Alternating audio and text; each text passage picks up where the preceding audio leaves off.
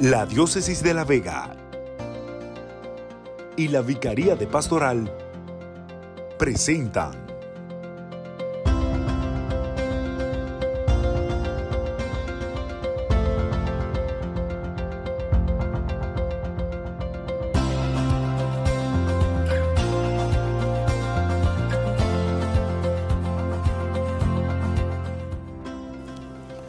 Bien, bendiciones para ustedes, queridos hermanos y hermanas que nos siguen a través de Radio Santa María, la emisora de la gran familia, de La Voz de María, el canal que conduce a Cristo, de Yunavisión, Canal 10 Lo Nuestro en Bonao, y también Microvisión, Canal 10 de aquí de La Vega, la mejor cara de los veganos. Realmente hemos comenzado ya, como les dije ayer, un plato fuerte que tiene que ver con el trabajo que estamos haciendo desde toda la iglesia en la República Dominicana. Jesús, palabra encarnada. Con Jesús, palabra encarnada, nuestra vida, nuestra sociedad, nuestra humanidad será transformada. Porque solamente cuando aceptamos a Cristo como Salvador, pues hay una familia redimida, liberada y plenificada.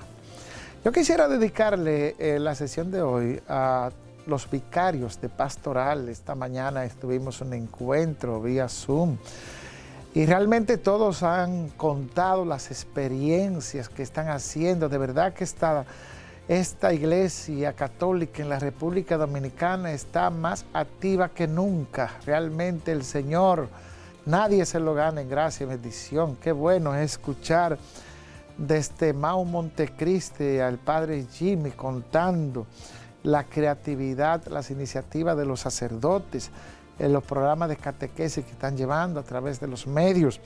De Puerto Plata, el Padre Lorenzo, quien nos dice que a pesar de la situación de inconveniente que tuvieron allá con la peregrinación famosa aquella, pues han estado trabajando ahí mano con la gente, con la familia y los sacerdotes, trabajando las comunidades, los grupos, los movimientos, al igual que la diócesis de San Juan de la Maguana, nos informa el Padre Santo desde allá, cómo esa diócesis ha estado asistiendo a la familia necesitada.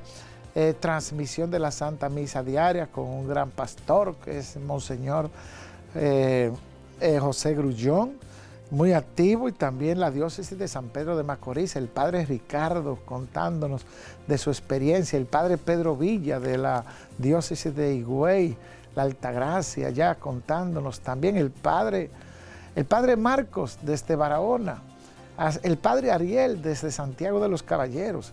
Así que yo quisiera agradecerle a todos ellos, a todos los sacerdotes, todas las iniciativas, a toda la familia que están siguiendo este programa.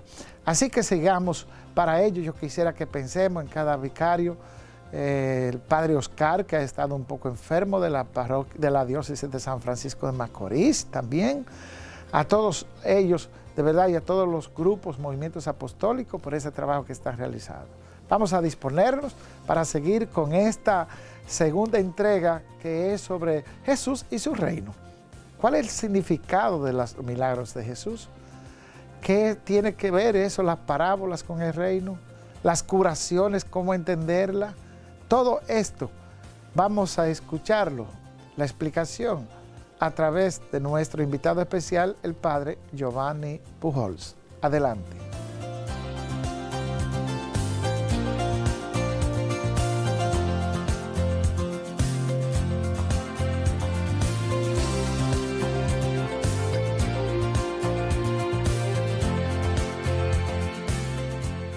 Saludos amigos y amigas, qué alegría volvernos a encontrar. El Padre Giovanni Pujols de la Compañía de Jesús, de los jesuitas, párroco de nuestra parroquia San Lorenzo Mártir de Cutupú. Así que aprovecho la oportunidad también de saludarles y de que me den la oportunidad de entrar a sus hogares, de vernos a través de la televisión, también de la radio y la internet, ¿verdad? Entonces, mucha tecnología, mucha actualización, ¿verdad? Entonces, que el Señor siga siendo nuestra fuerza y bueno, por acá estamos, en este segundo día, en este martes, para profundizar la persona de Jesús, Jesús como palabra encarnada en medio de nosotros, de nuestra comunidad, de nuestro país, de nuestra humanidad, en este tiempo de pandemia del coronavirus. Ayer estuvimos mirando, estuvimos reflexionando, profundizando sobre ese contexto, ese mundo en el cual Jesús se desarrolla, Jesús crece, Jesús va junto a sus familiares desarrollándose en común unión con otros, en donde hay asuntos políticos, contextos políticos, también a nivel físico, geográfico, cultural, religioso del momento, ¿no? hasta a nivel de idiomas y lenguaje. Bueno, de manera que hay un ambiente muy diverso en el cual pues, Jesús se desarrolla y eso lo tuvimos nosotros viendo como contexto en el primer día para seguir profundizando desde esta dinámica que vamos a entrar hoy en estos momentos. Ese entorno de Jesús como esa palabra encarnada en medio de nuestra casa. Pero también profundizamos sobre la encarnación de ese Hijo de Dios y veíamos ahí la encarnación de Dios desde el Magnífica, lo que nos muestra Lucas, lo que nos muestra también el evangelista San Juan en su prólogo, que es tan profundo y que nos muestra tanto sobre esa encarnación de ese Hijo de Dios. Y bueno, en esta oportunidad les comparto y quiero proponerle en este día el gran proyecto de Jesús, ¿no? Como ese gran proyecto de Jesús. El gran proyecto de Jesús que va de la mano con el reino de Dios. Hemos escuchado tanto desde pequeñitos, desde cuando nosotros profundizamos en los textos del Nuevo Testamento, en los textos evangélicos, pero también desde el Antiguo Testamento se viene hablando del reino, ¿no? De esa esperanza de ese reino. Entonces vamos a ver también a Jesús en esa tónica, en esa dimensión de Jesús, el reino de Dios. Por lo tanto, vamos a profundizar sobre ese gran proyecto del Hijo de Dios, Jesús de Nazaret. Y bueno, yo quisiera que ustedes me dieran la oportunidad de leerles un hermoso poema que se titula Jesús en quien creo, como ese Jesús en quien creo, de Mas Echeverría Burgos, un español, un compañero jesuita español, que escribe este hermoso poema que yo creo que encierra esto que estamos nosotros reflexionando sobre esa palabra que se encarna en los contextos nuestros y en el contexto propio del mismo Jesús. Entonces, se titula Jesús en quien creo. Creo en el Jesús humano, humilde, niño de Nazaret, que entre olor a madera y dulzura filial supo descubrir el amor del Padre a la humanidad. Amor que despertó su vida en el amanecer del reino que llegaba, al descubrir en cada hombre y mujer la grandeza del Dios encarnado. Es mi Dios de pies morados, de tanto pasar frío, pero que a la vez están rojos de la pasión andada por el hombre y sus caminos. Es Jesús de silencios, de sintonía con el Padre, rostro que hoy se repite en todas las gentes del mundo, pues mi Cristo es universal, rostro que hoy siento y veo, desfigurado como aquel en la cruz. Así que lo podemos dejar ahí en ese hermoso poema, que es un poema que también le invito a buscarlo en el internet, de Mas Echeverría Burgos, el Jesús en quien creo, que yo creo que guarda una relación muy especial con esta manera de que nosotros estamos abordando de Jesús, su persona, la persona de Jesús como esa palabra encarnada. Y bueno, todos a nivel personal, a nivel de nuestras vidas, humanamente hablando, todos tenemos un proyecto. todos tenemos un proyecto.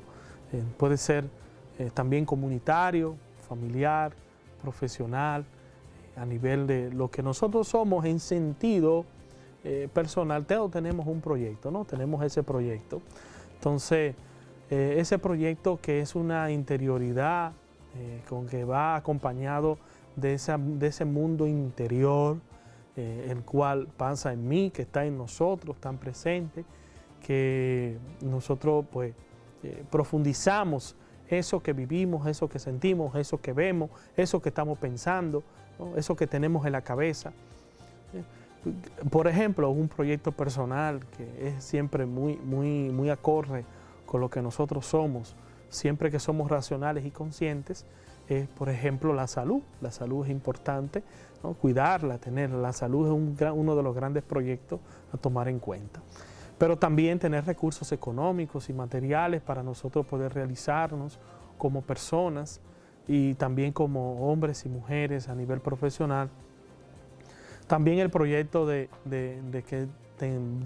estar en una comunidad habitable, vivible, en una dimensión de un buen vivir, ¿no? Con una familia, que haya justicia y que reine la paz. Esos son proyectos personales, comunitarios, pues que todos tenemos, que todos vivimos, que todos atravesamos, que todos pasamos.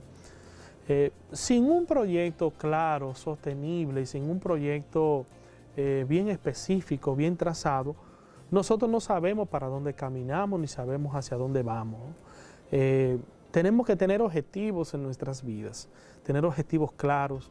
Yo creo que muestra ese futuro bien seguro y bien estructurado y bien, digamos así, habitable. Por ejemplo, yo me sitúo en lo que es la vida de un deportista. Nosotros somos gente del béisbol, de la pelota, pero nosotros vemos a esos peloteros jugar en un terreno de juego desde el estadio y estamos ubicados en el palco A, el palco B, o podemos estar ubicados intermedio o en los bleachers y empezamos a decirle 2 o 3 cosas a ese pelotero que está ahí, que no batea, que se está ponchando, que eso no fue strike, le decimos al umpire, en fin. O sea, pero no sabemos la disciplina que tiene que tener ese deportista para llegar ahí donde está, ¿no? Entonces, de manera muy especial si ese deportista de grandes ligas, ¿no? Entonces, un deportista tiene una disciplina física, pero antes de tener esa disciplina, tiene ese proyecto en su mente y en su corazón de que quiere ser buen deportista, ¿no? Con un orden, con un modo, con una estructura, y por eso le posibilita dar buenos resultados. Y los ejercicios tiene que hacerlo con tiempo. Pues nosotros, yo no es que sea muy buen muestra ese ejercicio, pero bueno, hacemos los ejercicios de otra manera. Y bien, tenemos que tener un sano modo, un orden para organizar ese proyecto, igual que el deportista. Si el deportista cumple con todo eso, pues claro, se gestarán resultados esperados. Jesús tenía un proyecto y este proyecto lo vemos en el Evangelio como esa propuesta de vida que es el reino de Dios. Entonces, yo quisiera en estos momentos que antes de pasar nosotros a esa dimensión del reino de Dios, veamos un video muy hermoso que se titula Jesús, amigo de publicanos, que es la canción de Cristóbal Fons, compañero jesuita, que bueno, pasa así como una descripción de esa obra de amor de Jesús. Vamos al video, vemos ese video y en breve regresamos con esto, el gran proyecto de Jesús, el reino de Dios. Ahora nos vemos.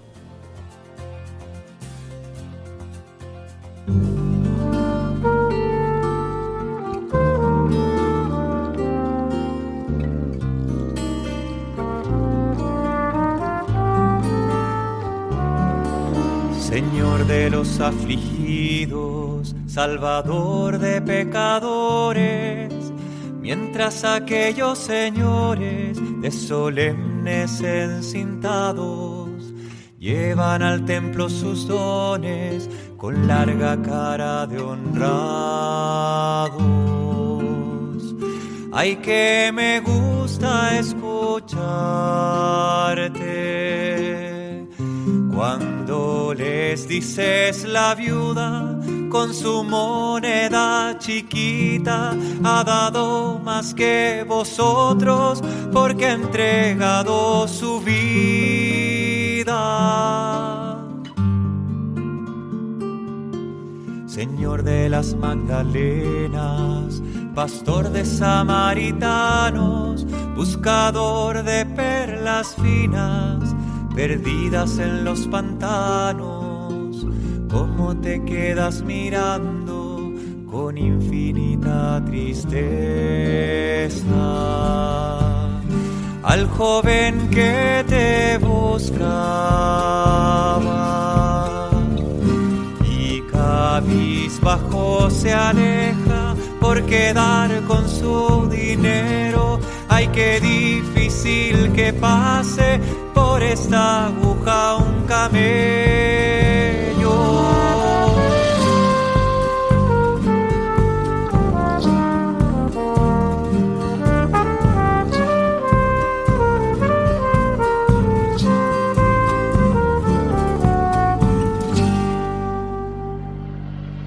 Amigo de los humildes, confidente de los niños, entre rudos pescadores, escoges a tus ministros.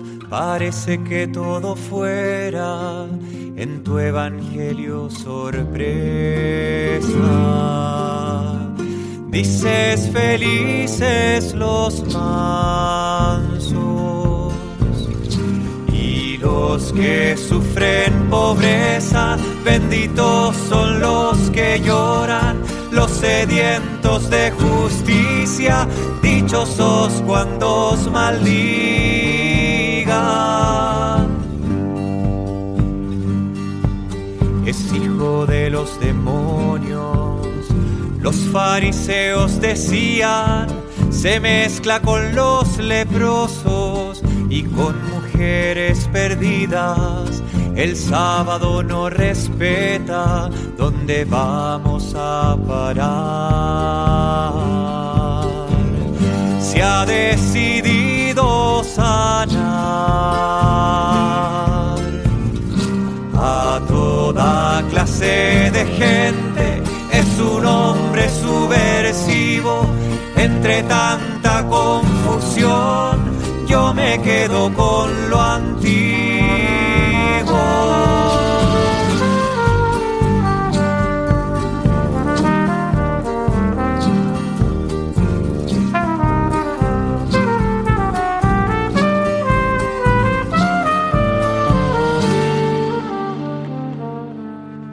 Ellos miraban al cielo y tú mirabas al hombre. Cuando apartado en el monte te entregabas a la oración, solo buscabas a Dios, a tu Padre Santo y justo. En el secreto nombrabas para que tú lo sanaras al hombre uno por uno. Y lo que el barro manchaba, tus ojos lo hicieran puro.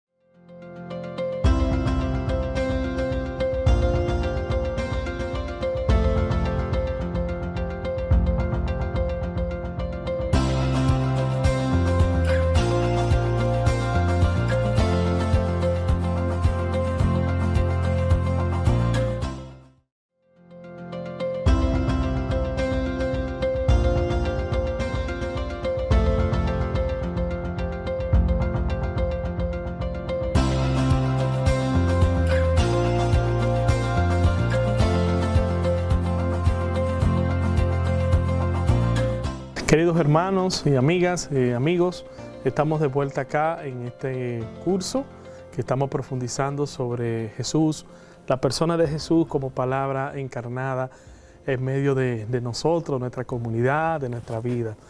Hemos visto y hemos escuchado esa hermosa canción de Cristóbal Fons, de Amigos de Publicano, Jesús, Amigos de Publicano, con algunas imágenes así de la época, ¿verdad? Que pueden como describir, acercarse un poquito a esas acciones propias de Jesús. Entonces, como para ir ambientando también esto que vamos a ir compartiendo con ustedes. El reino de Dios, yo creo que lo que vamos a nosotros a compartir como reino de Dios no es el mismo concepto que manejaba desde antiguo el Antiguo Testamento, ¿verdad? Vamos a plantear esta llegada de este reino de Dios desde la figura de Cristo, la persona de Jesús como tal, ¿no? En el Antiguo Testamento se ve más bien como ese Dios fuerte, un poquito más lejano, más temible, que aguarda en esa tienda, en el arca de la alianza, o que está plenamente pues, en el templo. En cambio, desde Jesús se inaugura un nuevo modo, una nueva manera de este reino de Dios que nos enseña a un Dios, a un Jesús con un rostro cercano, con un rostro cercano, que dice Abba, Padre, Papaíto, es la manera de Jesús acercarse, de decirle, ¿no? Abba, Padre, Papaíto, lo podemos traducir de esa manera. Que no lo encontramos plenamente en ese templo, sino más bien dentro de nosotros, como lo veía el Antiguo Testamento, ¿verdad? En el templo, ¿no? Sino que ahora con Jesús se inaugura en medio de nosotros, en medio de la humanidad, en medio de los diferentes contextos de vida y realidades, ¿no? Entonces, desde también la realidad de la oración de mucha de nuestra gente, un Dios que actúa desde nuestro mundo a nivel pues, de vida, a nivel espiritual. Jesús, por supuesto, para encontrarse, para identificarse con esa dimensión del reino de Dios, Jesús hace un discernimiento personal y de vida para ir mirando ese gran proyecto del reino de Dios, ¿no? Hace ese discernimiento de vida para ver ese proyecto de vida, ese proyecto del reino de Dios. Una manera de nosotros poder mirar ese proyecto de amor, ese proyecto de vida, ese discernimiento, esa interiorización de Jesús es el mundo, el camino del desierto, ¿no? Jesús que va al desierto en ese momento de las tentaciones de Jesús, ¿no? Que ahí vive grandemente, vive de una manera fuerte y específica, bueno, ese mundo interior, esa revisión de vida ante tantas propuestas que el espíritu del mal le hacía en ese lugar. Entonces, en ese discernir su vida, su persona, su identidad como hijo de Dios, en este ir descubriéndose, ese ser hijo de Dios, ¿no? ve, profundiza y madura esa decisión de seguir, pues, de inaugurar ese reino de Dios. El bautismo en el río Jordán por Juan también es una confirmación de ese mismo reino de Cristo en la tierra, de ese inicio de ese reino, de esa vida pública de Jesús, ¿no? Como un cambio de paradigma, un cambio de mentalidad, ¿no? Para la época, ¿no? Este fenómeno, esta persona, este ser, esta figura llamada Jesús, cautivó, sorprendió a muchos en ese momento, en esos lugares. Entonces, desde ahí, nosotros también recibimos esa llamada a construir, a seguir construyendo ese reino de Dios, seguirlo reconstruyendo, ¿no? También en medio de nosotros. Jesús dedica toda su fuerza, toda su persona, todo lo que Él es hacia ese gran proyecto. Pero claro, tenemos que tomar en cuenta que no era un proyecto como los proyectos que nosotros hoy tenemos en mente, ¿no? Sino más bien desde ese interiorizar esa voluntad del Padre en su vida, mirar las situaciones del momento y tener esa palabra siempre de esperanza y de vida para todos. Por lo tanto, el reino de Dios, nosotros lo vemos, por ejemplo, cantado en los salmos como esa expresión de ese pueblo de Israel, esa expresión también de aflicción, ese desear un reino nuevo, una vida nueva, un cambio, ¿no? Y que Dios obre grandemente en ese recorrido, en esos caminos de su pueblo. Entonces en Jesús se inaugura, en Jesús realmente se da esa verdadera inauguración de ese reino de Dios. Por tanto, nosotros lo vemos en el Evangelio de Marcos, si nosotros vamos a Marcos 1, si vamos a Marcos 1, 14, 16, vamos a Marcos 1, 14, 16, nos encontramos, oigan con lo que nos dice a nosotros el evangelista Marcos, acá podemos buscar en nuestra Biblia. Dice, cuando arrestaron a Juan, Jesús se dirigió a Galilea a proclamar la buena noticia de Dios y decía, se ha cumplido el tiempo y está cerca el reino de Dios. Arrepiéntanse y crean en la buena noticia, ¿no? Arrepiéntanse y crean en la buena noticia. Con él se inaugura esa llegada de esa buena noticia. Jesús, buena noticia que inaugura este reino. Y tenemos que tomar muy en cuenta, algo muy importante, es que Jesús no se predicó a sí mismo, sino más bien que predicó ese reino de Dios, ese cambio en el momento, esa transformación de vida, de tantas realidades de opresión, de marginalidad, de destrucción, tantas situaciones que lo que hacían era marginar, sumergir, hundir a la persona en esos momentos, en esas facetas, en esas dimensiones de dolor. Entonces, hay una propuesta, por supuesto, y yo la voy viendo desde 4 realidades principales, esa propuesta de Jesús. Primero, la parte de la misericordia y la solidaridad, como una propuesta, una realidad desde Jesús. Luego, la denuncia del mal, y esa entrega total disponible hasta Dios, ¿no? Hacia Él, hacia el Padre, y luego que anuncia esa conversión. Hay un anuncio de la conversión. Entonces, misericordia y solidaridad con las muchedumbres, con aquellos que tienen situaciones de dolor duras, fuertes, ante ese público empobrecido, marginado, en situación vulnerable. Por ejemplo, nosotros podemos mencionar la situación de la realidad de la mujer. Eso es un tema bastante fuerte y delicado, ¿no? El tema de la realidad de la mujer, dada la cultura, dada esos momentos que habían, cómo se veía, ¿no? La parte mujer. Las viudas, ¿no? Los enfermos, que los endemoniados, los niños también, los niños que eran muy marginados y excluidos. Y Jesús tampoco se va a quedar callado ante la denuncia del mal, ¿no? Denuncia el mal. No se va a quedar callado ante tantas situaciones malignas que pueden oscurecer esa luz que es Dios. Y bueno, esa búsqueda y esa entrega total a la voluntad de Dios, un Jesús obediente que en el bautismo recibe del Padre esa confirmación y esa misión para anunciar, para proclamar, para inaugurar ese reino de Dios en la tierra, con Él, con su llegada, con su persona.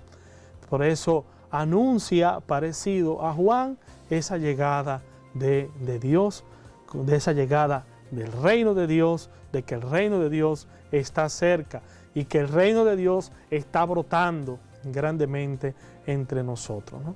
Entonces lo que Jesús nos propone no es un huir, no es que huyamos de la realidad, del contexto, del mundo en el que nosotros nos encontramos, no es huir de la realidad en la que estamos, sino transformar esa realidad de dolor por alegría, por bendición, por libertad, ¿no? Por libertad, por dar ánimo, por dar asistencia a aquellos a quienes lo necesitan en todas sus dimensiones.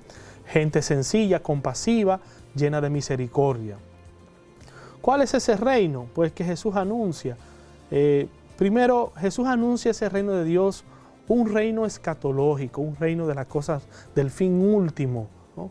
De las cosas, de los tiempos. Entonces, que con su nombre queda santificado este reino y que se va realizando ese plan de salvación en este mundo, ¿no? Se va dando ese plan de salvación, esa voluntad de Dios, que hay una abundancia para todo, que se perdona la culpa, se perdona los pecados, que las mujeres son liberadas ante tantas situaciones de dolor y marginalidad, y que se busca por encima de todo esa dimensión de la reconciliación.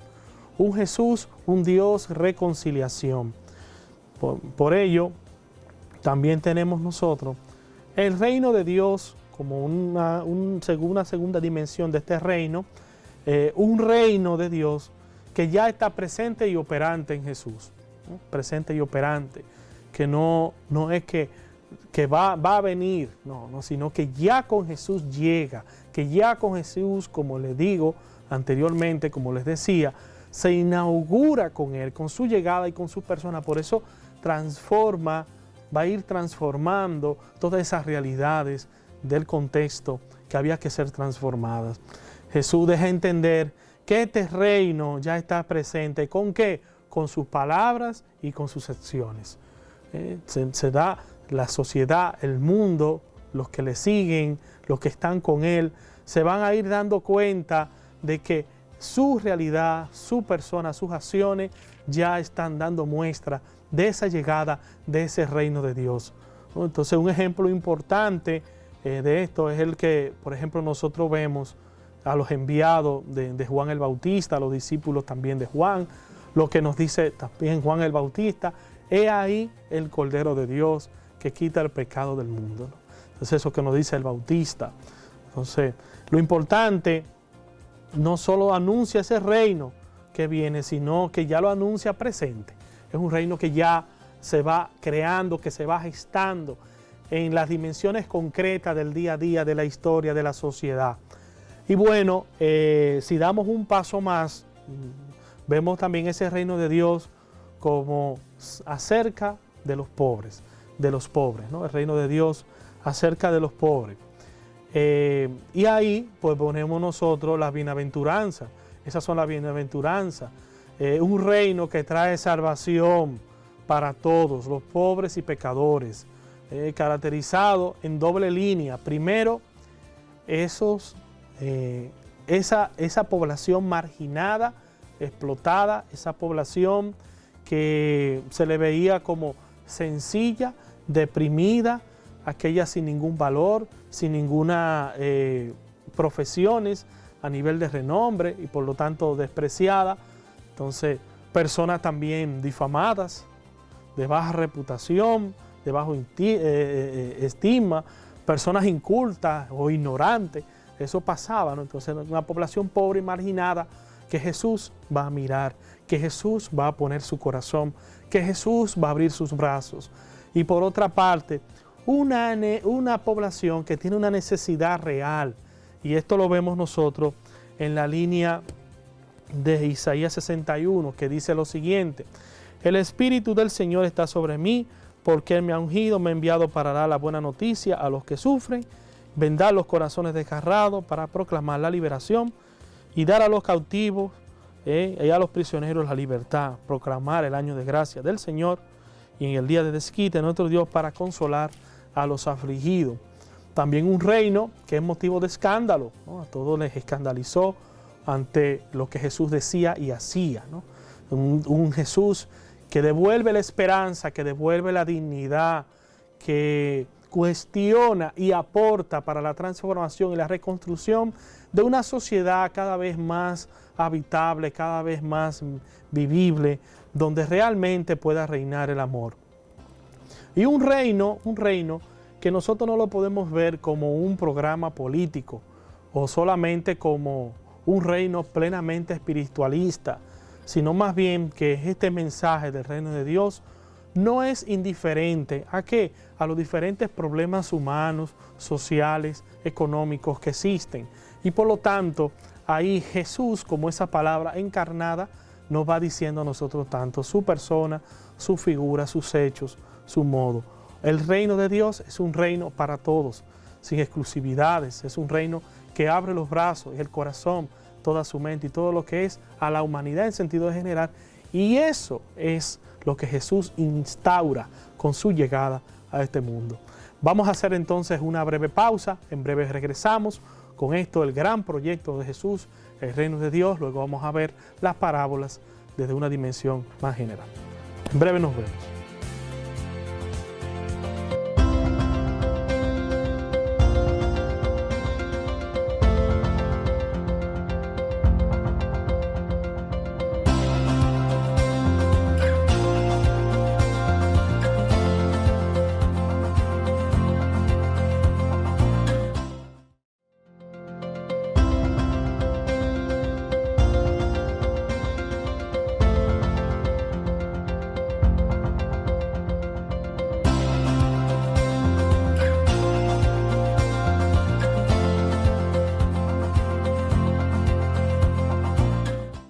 Seguimos nosotros pues mirando este reino que Jesús anuncia. Hemos visto Jesús anuncia ese reino de Dios desde la dimensión pues de los últimos tiempos, la escatología, el fin último de las cosas, pero también ese reino de Dios ya presente y operante en Jesús.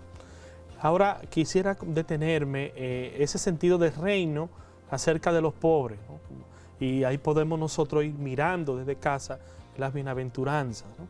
El reino de Dios que Jesús trae como oferta de salvación dirigida a esos pobres y pecadores. Pero creo que hay dos líneas importantes que tenemos que ir mirando a nivel de que cuáles son esos pobres para Jesús y cuáles son esa dimensión de esos pobres en las cuales están caracterizados, ¿no? Primero, en una primera línea, esos pobres son los pecadores, esos publicanos, las prostitutas, los sencillos, los pequeños, los que ejercen esas profesiones de desprecio, profesiones despreciadas, ¿no? Para la época, los cuales no han sido mirados. Entonces, en este sentido, son pobres esas personas difamadas, las que gozan también de esa baja reputación, de estima, aquellos incultos, ignorantes, a quienes por supuesto su ignorancia tanto religiosa como también su comportamiento moral cerraban esa dimensión de esa convicción de la época, la puerta hacia ese acceso de la salvación. Y luego en otra línea están esos pobres para Jesús, aquellos que tienen una necesidad concreta y real.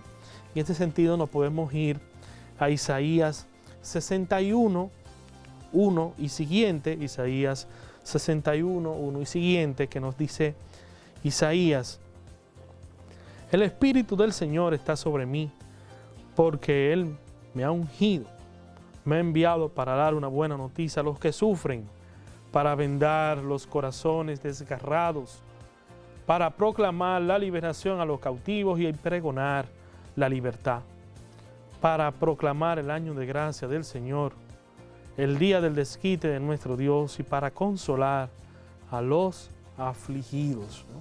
Consolar a los afligidos. Entonces vemos con pobres, con una situación concreta de necesidad, de marginalidad, de hombres y mujeres hambrientos, sedientos, desnudos, forasteros, enfermos, encarcelados, ¿no? Realidades muy concretas, muy específicas. También, para la época de Jesús, este reino era motivo de escándalo, ¿no?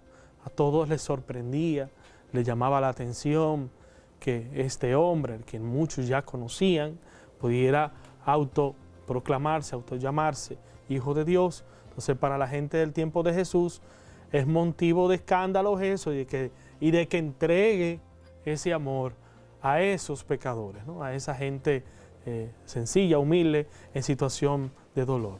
Entonces, que Dios da una esperanza a esos que están privados de esperanza, ¿no? Dios devuelve la vida, devuelve esa esperanza, ese sueño, ese ideal a tanta gente que lo había perdido por tantas situaciones de dolor, de esclavitud, de marginalidad. Entonces, Dios devuelve esa dignidad a esa sociedad religiosa, sociopolítica, en la cual pues se la han arrebatado. Un Dios con un amor parcial, un Dios sin reservas, un Dios al cual se dirige siempre su corazón, su mirada. Pero también es importante que nosotros tomemos en cuenta lo que yo les decía hace unos instantes, ¿no? hace unos momentos. No es que Jesús tuviese como un programa político, pero tampoco no es un reino de tipo plenamente espiritualista, porque muchas veces podemos caer en esa tentación. Bueno, pues entonces él tenía un programa político de acción, un reino de tipo plenamente solo espiritualista, ¿no? Entonces, el mensaje de Jesús prevalece desde esa ausencia de programas políticos sociales, ¿no? Pero nosotros tampoco lo podemos reducir, este reino de Dios, a algo plenamente con un sentido espiritualista, individualista o plenamente religioso. El mensaje del reino de Dios no es ajeno a la historia y a esos problemas humanos, no es ajeno.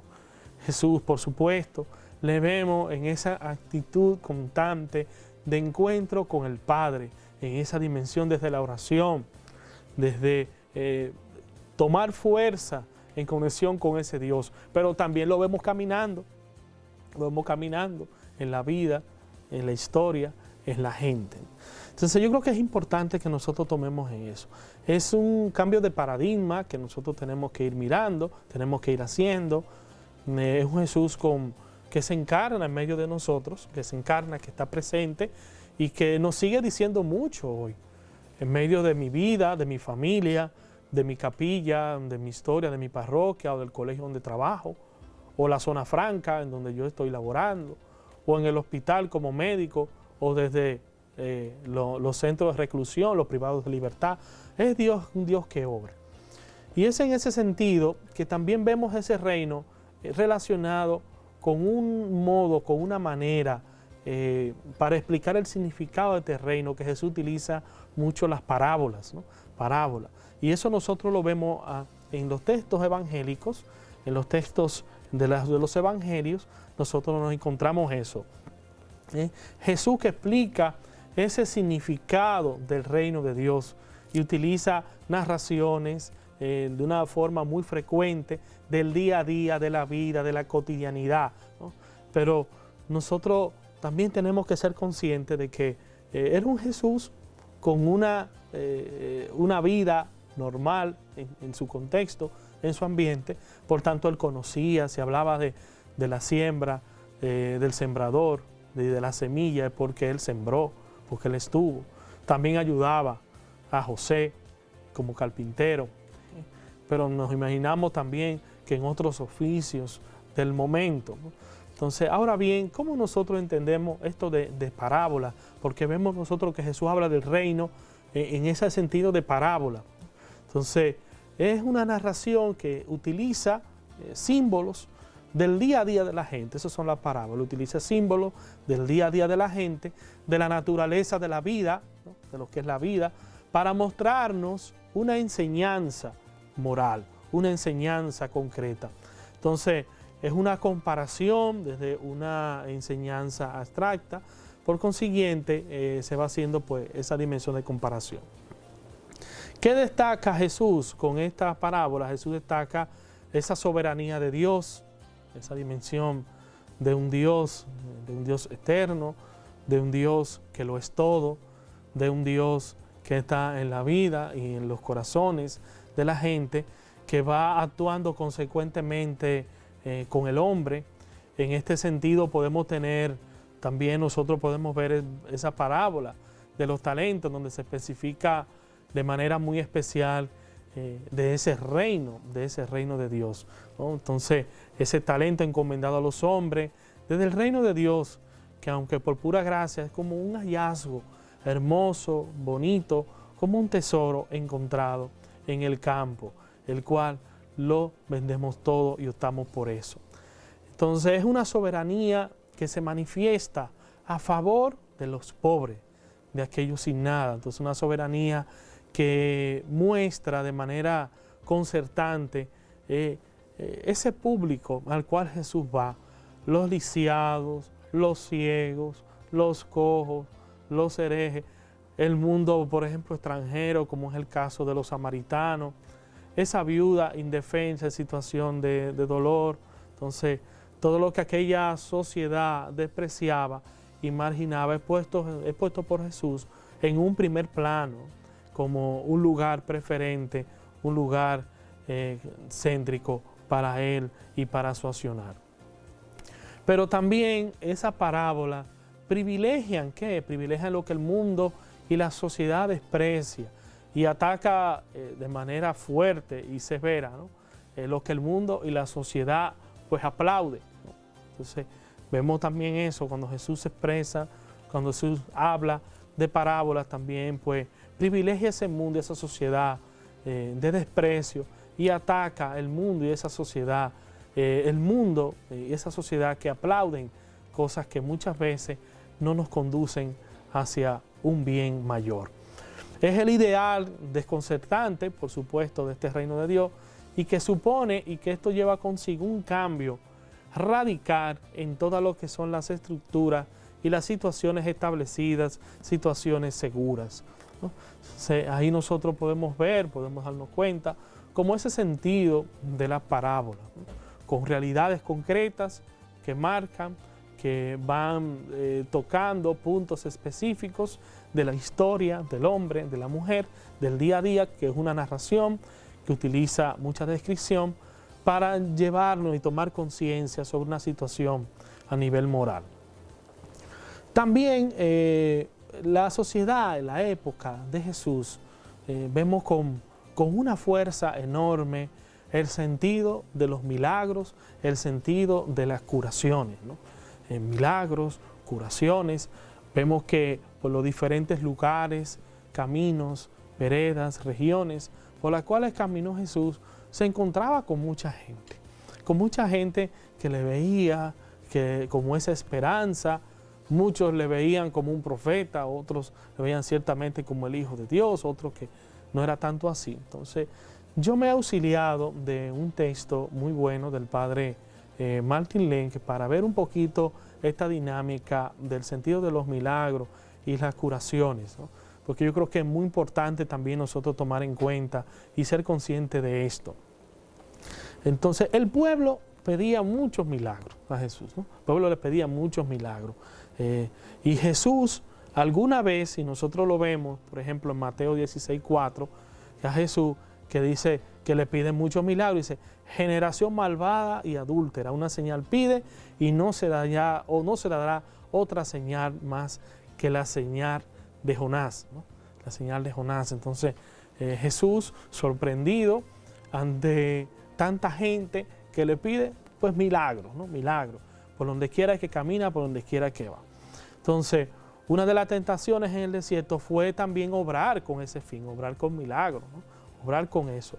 Entonces, ¿con fines de qué? De resolver, de ganar fama, de ganar popularidad, de buscar poder, de buscar reconocimiento. Y aún nosotros viéndonos en la misma cruz, que dice a Jesús que pruebe que Él es el Mesías. Dice a otro que salvó, dice, y asimismo que pueda salvarse, ¿no? O sea, que obre con milagro en la cruz. Dice, mira, este que decía que era el Hijo de Dios, decía el pueblo, ¿no? Que decía la gente, que se baje de esa cruz, ¿no? Que se baje de esa cruz. Entonces, a otro salvó y así mismo no puede salvarse. Si es el Rey de Israel, que baje ahora de la cruz y creeremos en Él, ¿no? Entonces, ha puesto su confianza, Jesús pone su confianza en un Dios que salva, en un Dios que llega a la criatura. Entonces, la salvación de Jesús se da por esa entrega en la cruz, ¿no? Jesús no salva al mundo plenamente con un milagro, sino que con su entrega en la cruz y con la resurrección es que nos salva. Claro, esto nosotros lo podríamos llamar como el milagro más grande, el acontecimiento más grande de Jesús.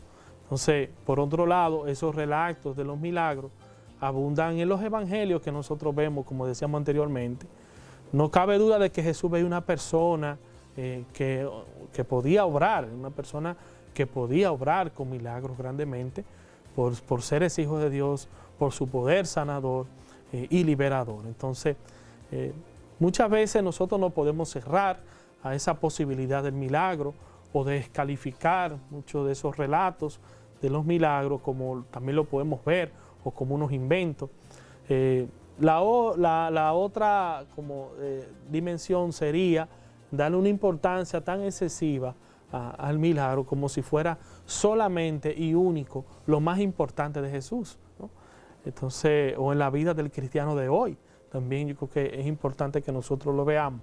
Entonces, tenemos que buscar a ese Jesús, Dios, que obra en el día a día y que su gran milagro también es ir actuando en la historia humana, poco a poco en el día a día.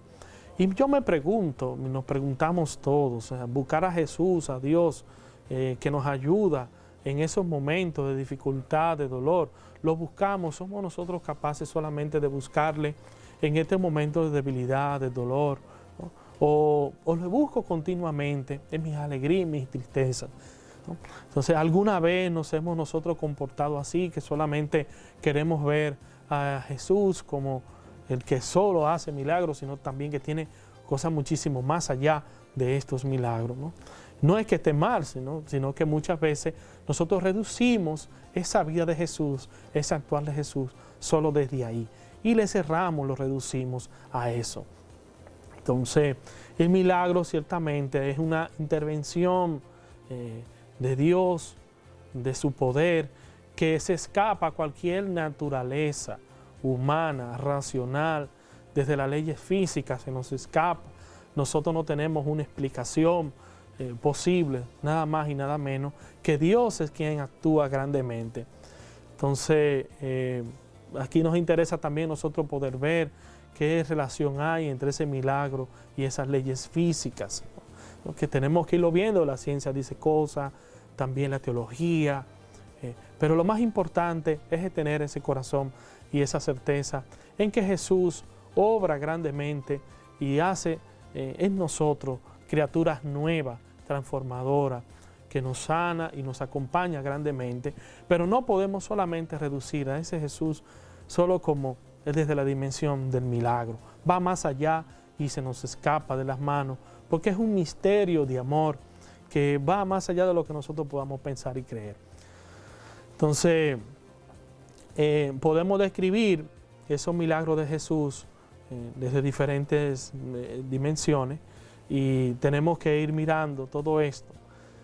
Pero ya cuando vayamos a tener un poquito más de tiempo, el tiempo se nos ha agotado y yo quisiera poder ir terminando este momento leyendo un texto que se titula Jesús. ¿Quién eres? ¿Dónde estás? ¿Cómo hablarte? ¿Dónde vives? ¿Cómo me hablas? 1000 cuestiones se atropellan en mi mente cuando trato de acercarme a ti. De ti me han hablado 1000 voces. Te he visto en cuadros, en carteles, imágenes y películas. He oído cómo se te describe en canciones y poemas. Y al final, siempre que creo empezar a entenderte, me sigue sorprendiendo. Jesús es como esa imagen impresionista de la que aprendemos a ver formas, colores, trazos, que a todos y cada uno de nosotros nos inspiran y evocan una figura que nunca terminamos de percibir en toda su riqueza. Y sin embargo, esos mismos colores, esa forma intuida, ese perfil indefinido está lleno de fuerza. Inspira, ese Jesús inspira, sugiere, invita, llama, provoca, reta, coge, cura, ilusiona, asusta, sorprende, emociona, limpia. ¿Quién eres, Jesús? ¿Dónde estás? Entonces Jesús, palabra encarnada, a nosotros nos cuestiona, nos interpela y nos hace tomar conciencia cada vez más de lo que es la vida, de lo que es el amor. Esto hemos visto con el reino de Dios, hemos visto un poquito de las parábolas, también hemos visto un poco una introducción sobre los milagros de Jesús. Así que muchísimas gracias a todos ustedes que nos ven por la televisión y nos escuchan a través de la radio. El Padre Giovanni de la Parroquia San Lorenzo Mártir de Cutupú, de La Vega, jesuita. Así que nos vemos mañana, si Dios nos lo permite. Bye. Hasta la próxima.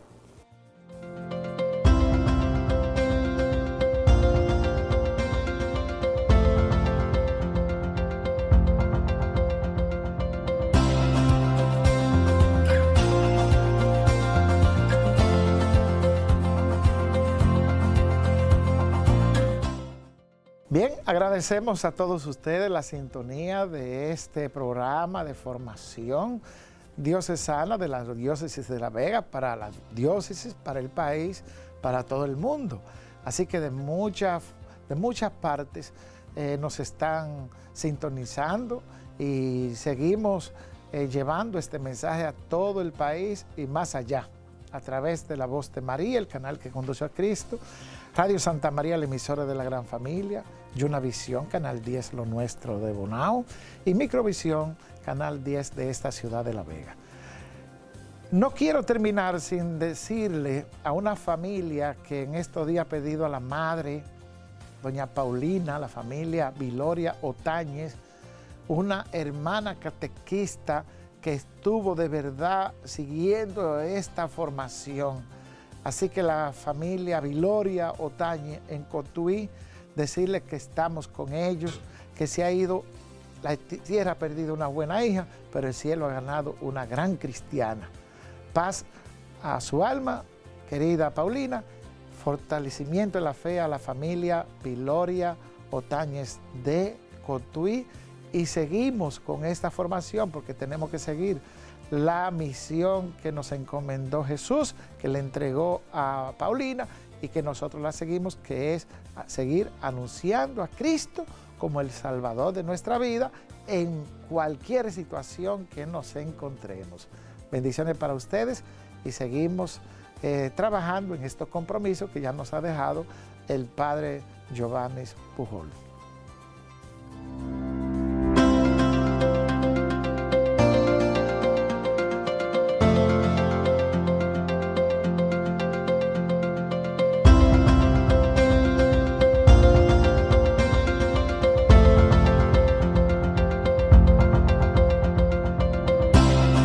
La Diócesis de La Vega y la Vicaría de Pastoral presentó